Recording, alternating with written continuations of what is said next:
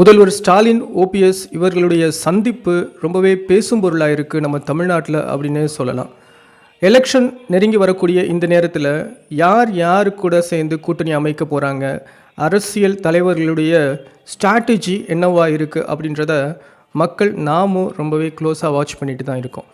இந்த நேரத்தில் ஓபிஎஸ், ஸ்டாலின் இருவரும் வாக்கிங் போகும்போது சந்தித்து வணக்கம் சொல்லி கொண்டதாகவும், தொடர்ந்து ஓபிஎஸ் அவர்கள் ஸ்டாலினோட வீட்டுக்கு செல்லும்போது முதல்வர் உதயநிதி வெளியில் வரைக்கும் வந்து ஓபிஎஸ்ஸை ரிசீவ் பண்ணதாகவும் சொல்லப்படுது. இது எவ்வளவு பெரிய பேசும் பொருள் அப்படின்னா, நேர் எதிர், அதாவது இரண்டு பேரும் வெவ்வேறு துருவங்கள், நேர் எதிரான கட்சியினர்கள். அதாவது நம்ம ஜெயலலிதா அம்மாவோட கட்சியை சார்ந்தவர் ஓபிஎஸ், இந்த ஸ்டாலின் அவர்களுக்கு நேர் எதிராக இருக்கக்கூடிய கட்சி. இவங்க ரெண்டு பேரும் சந்திக்கும்போது பேசும் பொருளாகத்தானே செய்யும். சரி, இவங்க எதுக்காக பேசியிருப்பாங்க, இந்த அரசியல் ஸ்ட்ராட்டஜி என்னவா இருக்கும் அப்படின்றத தான் நம்ம விரிவாக பேச போகிறோம்.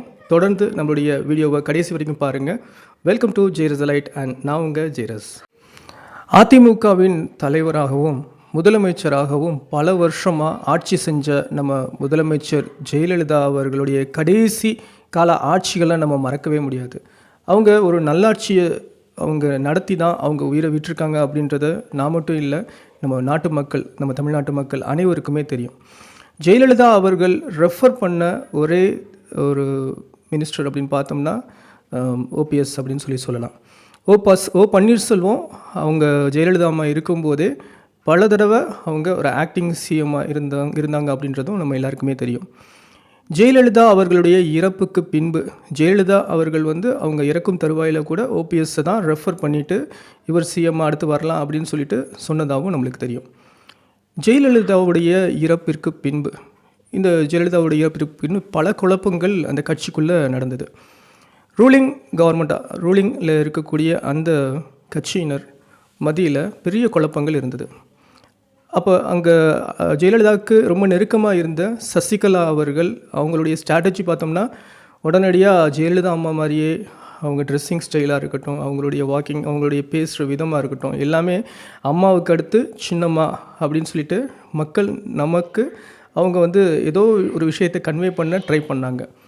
ஜெயலலிதா அம்மாவை போல் நானும் உங்கள் மேலே அன்பாக இருப்பேன், அம்மாவுக்கு அடுத்து நான் தான் உங்களை ஆட்சி செய்ய போகிறேன் அப்படின்ற தோணியிலேயே அது இருந்துச்சு. ஜெயலலிதாவுக்கு அடுத்து சின்னம்மாவாக நம்ம அரியணையில் நம்ம உட்காந்துடலாம், சிஎம் ஆயிடலாம் அப்படின்னு சொல்லிட்டு ஒரு கனவும் கூட சசிகலாவுக்கு இருந்திருக்கும்.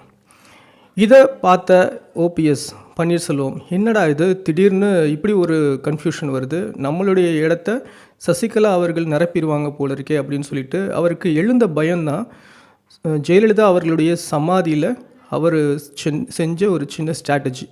அந்த சமாதிக்கு முன்பாக இவர் அமர்ந்து மௌன விரதம் இருந்தார். அது எல்லாருமே அந்த நேரத்தில் நம்ம பார்த்துட்டு இருந்தோம். அது ஒரு பெரிய பேசும் பொருளாக அந்த நேரத்தில் இருந்தது.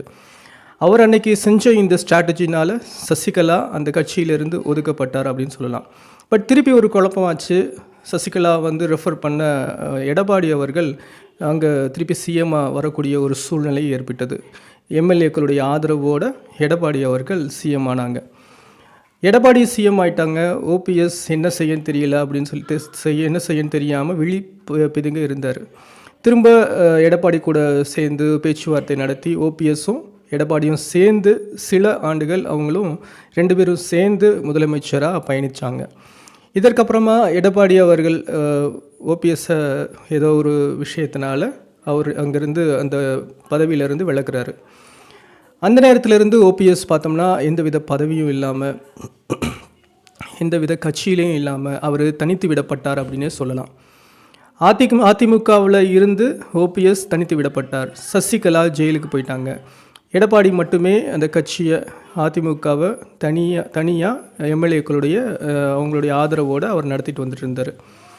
ஓபிஎஸ் தனித்து விடப்பட்டாலும் இருந்தாலும் நம்ம ஏடிஎம்கேவை நம்ம விட்டுட்டோமே அப்படின்னு சொல்லிட்டு அந்த ஆதங்கம் இருந்துக்கிட்டே தான் அவருக்கு இருந்தது. ஆனால் எடப்பாடிக்கும் பன்னீர்செல்வம் அவர்களுக்கும் எந்தவித ஒரு ஈடுபாடும் இல்லாமலே போயிடுச்சு.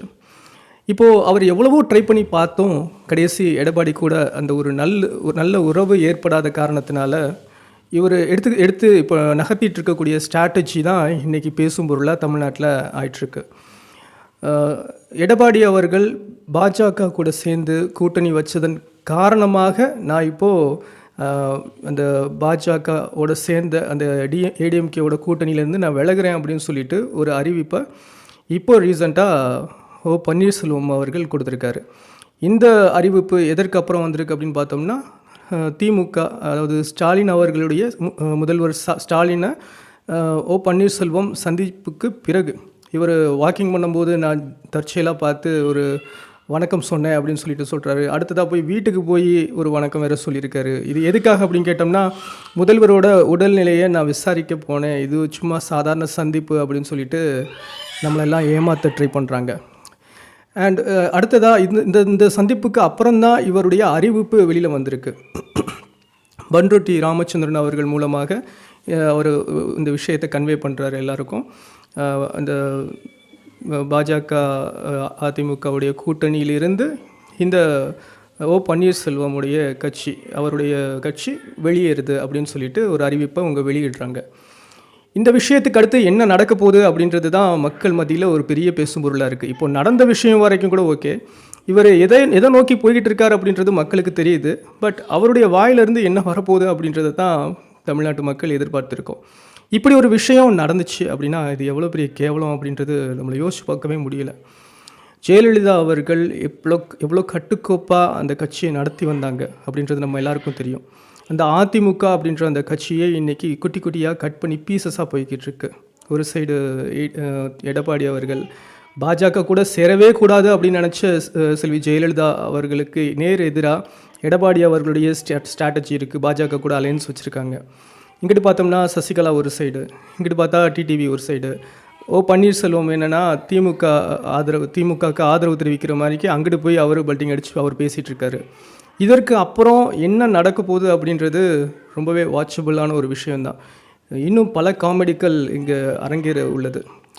எனக்கு என்ன தோணுது அப்படின்னா, பன்னீர்செல்வம் அவர்கள் மக்கள் முன்னாடி நின்று, நீங்கள்லாம் ஒரு முட்டா பயலுக்கு தானே, நாங்கள் என்ன செஞ்சாலும் உங்களுக்கு கேட்குறதுக்கு எந்த திராணியும் இல்லைல்ல அப்படின்னு சொல்லிட்டு நம்மளெல்லாம் பார்த்து கேலியாகவும் கிண்டலாகவும் அவர் ஒரு கேள்வி கேட்குற மாதிரி எனக்கு தெரியுது. இதற்கு மக்கள் நாம தான் சரியான பதிலை கொடுக்கணும் அப்படின்றது என்னுடைய கருத்தாக இருக்குது. நான் பேசின இன்றைய கருத்து உங்களுக்கு எல்லாத்துக்கும் சரின்னு பட்டுச்சுன்னா இந்த வீடியோவுக்கு ஒரு லைக் பண்ணுங்கள். தொடர்ந்து நம்ம சேனலை பார்க்குறதுக்கு நம்ம சேனலை சப்ஸ்கிரைப் பண்ணி பாருங்கள். இன்னொரு பதிவில் உங்கள் எல்லாத்தையும் நான் மீட் பண்ணுறேன். Until then, bye from your JRS.